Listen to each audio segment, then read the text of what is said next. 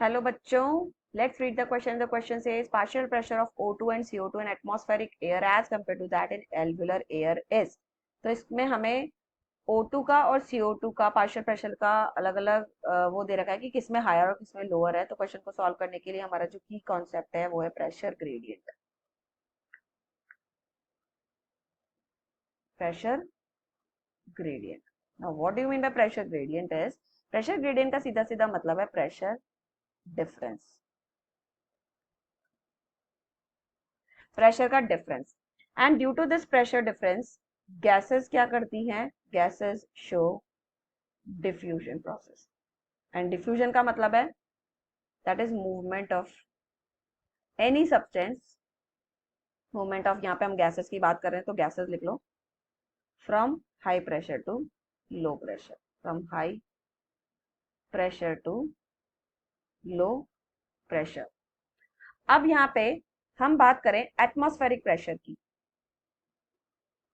तो ऑक्सीजन का partial pressure obviously atmosphere में ज्यादा ही है, दैट इज 159 mmHg अराउंड। जबकि हमारे लंग्स के अंदर एल्व्यूलर एयर जिसे हम कहते हैं उसका पार्शियल प्रेशर कितना होगा? हमारे 104 mmHg। ओके, तो ऑब्वियसली पार्शियल प्रेशर एटमॉस्फेयर से एल्व्यूलाई की तरफ मूव करेगा क्योंकि हाई प्रेशर से लो प्रेशर की तरफ आएगा। जबकि पार्शियल प्रेशर ऑफ CO2 जो है हमारा एटमॉस्फेयर में it is of around 0.3 mmHg, जबकि वही चीज एल्वुलाई में it is of around 40 mmHg। तो यहाँ पे क्या होगा? CO2 गैस का मूवमेंट उल्टा होगा, मतलब एल्वुलाई से एटमॉस्फेयर की तरफ होगा।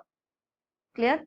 तो ऑब्वियसली अगर हम ऑप्शन की तरफ देखें तो partial pressure of oxygen and partial pressure of CO2 की बात करें हम, तो एटमॉस्फेयर में